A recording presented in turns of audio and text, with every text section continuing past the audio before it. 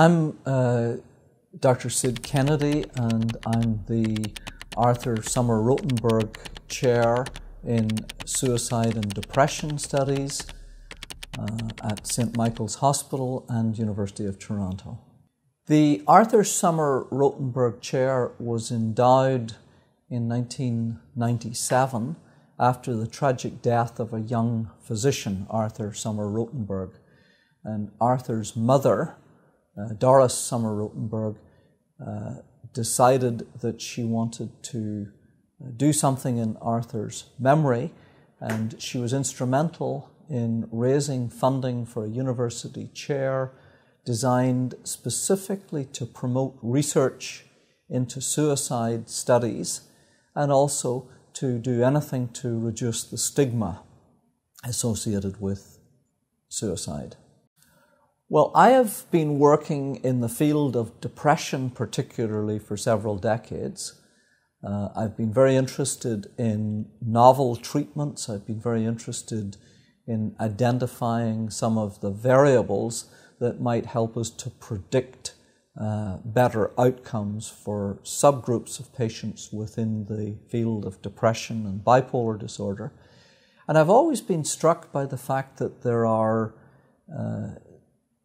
people within the community that we see with very severe treatment-resistant depression who are not likely to commit suicide, that whatever is different in their brain, in their life experiences, they feel hopeless, they often are in despair, but they do not have the makeup to attempt or successfully complete suicide.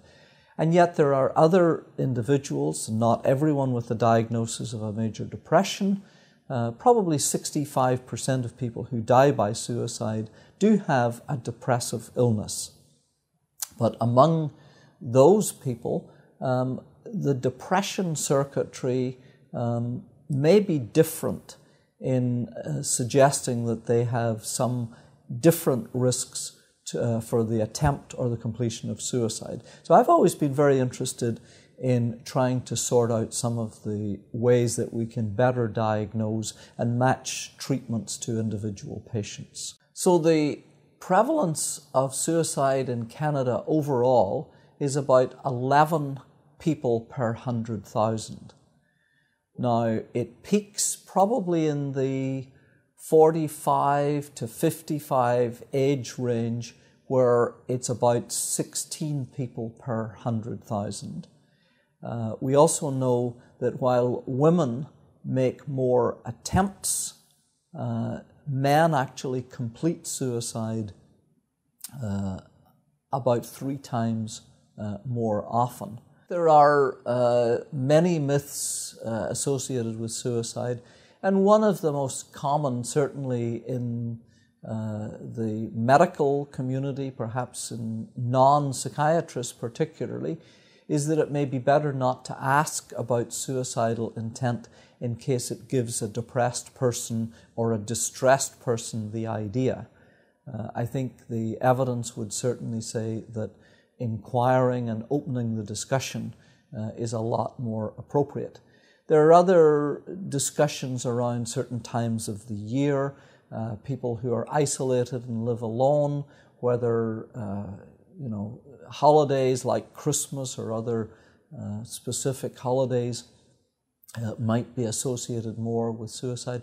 These findings have not really been validated. I think the bigger question is, what are the ways that our society can help those who already have suicidal ideation, and that's the treatment level, but also what can we do perhaps earlier in the life of school children, young adolescents who are at risk in terms of suicide prevention.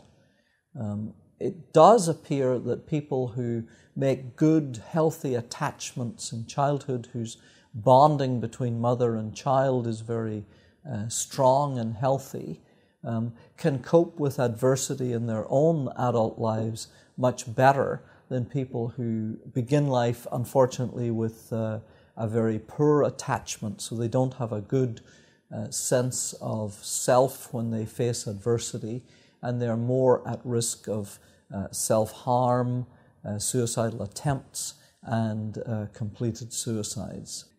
I think there's the larger question of how do we reduce stigma around mental illness in general, and perhaps suicide in particular.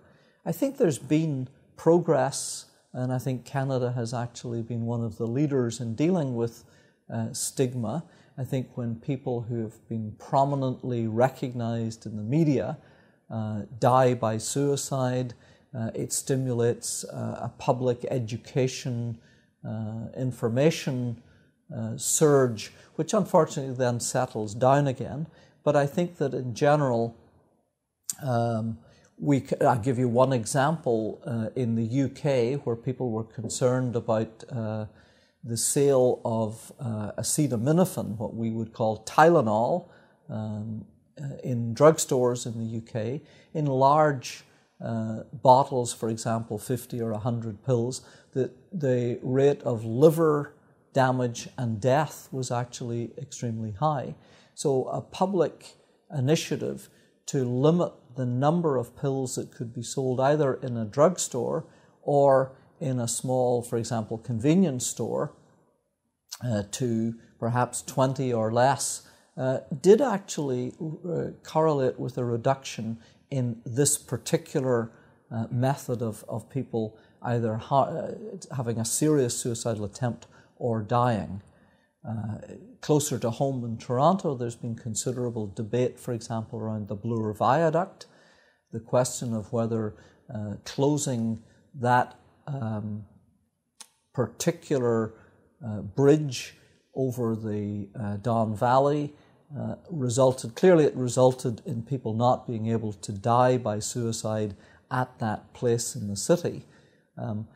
I think it would be naive to think that you can just close off bridges and all places where people can kill themselves, but I think that's a statement that our society takes measures to try and limit suicide.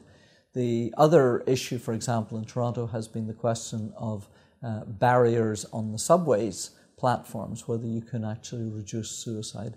And again, I think while these can be helpful measures, they have to be set in the context of, for example, dealing with bullying in schools, things that actually increase people's risk before they ever find the particular place that they consider suicide.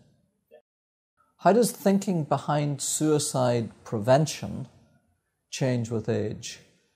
I think that what you do for children in a school is clearly going to be different from how you address suicidal behavior or risk in adults. Again, the destigmatization is a common theme, but I think that perhaps getting in early in high school in dealing with things, as I said, like bullying and providing much more better support early on will be a better investment to try and minimize subsequent suicidal behavior. We've also been interested in the relationship between suicide and pain, and it does seem that people with serious suicidal ideation and active intent have a higher threshold for physical pain. They don't seem to be able to recognize the physical pain. It's almost like the circuits that are preoccupied with the sense of despair and wish to be dead override the circuits of physical pain. So we're looking at some of these measures in people with depression. Biomarkers are essentially any kind of biological measures that can be used in a number of different ways. So, for example, to distinguish people who have a certain risk factor for a disorder from those who don't.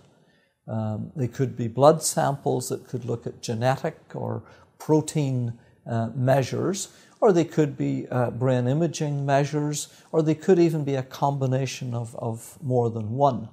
Biomarkers can also be used to stage a disorder, or they could be used, as we're looking at, to help us to separate subgroups within what we call major depressive disorder and identify optimal treatments. So, for example, it does appear that some people may have increased activity in certain brain circuits that might make them good candidates for an antidepressant treatment, while others actually, if anything, have a lower activity in the same regions, and they may be better candidates, for example, for a cognitive therapy or other treatment.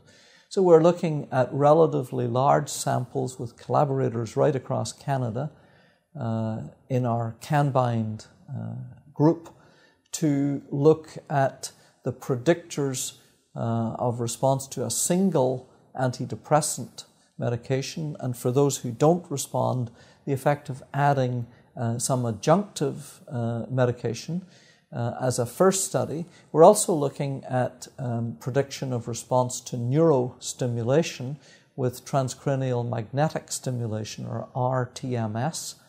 And we're beginning to look at cognitive behavioral therapy and the potential to identify biomarkers. The hope would be that in a number of years' time, people could have a simple, relatively inexpensive test or battery of tests that would be quickly analyzed and would allow the physician or the treatment team to say, we've done the workup and this is the treatment that we recommend. So that if today our first-line treatments get people into remission about 40% of the time, we would be looking to see if we could double that and give people more like a 4 out of 5 chance. In psychiatry, one of the few times when a biomarker can be directly accessed from the brain is in those who have completed suicide. So while it's a sad event, it does allow groups like our collaborators in McGill University with Professor Gustavo Turecki to look at the brains of recently completed suicide individuals who can be matched against those who, for example, may have died under accidental circumstances in a car accident. And we can actually begin to see some of the epigenetic markers which reflect the influence of stress on genetic material, often early in life, as being different in the suicide group. So we are beginning to ask questions that hopefully, led by the University of Toronto and collaboration with other sites across Ontario and across Canada and internationally, will help to identify more focused treatments for people who have serious risk of suicide.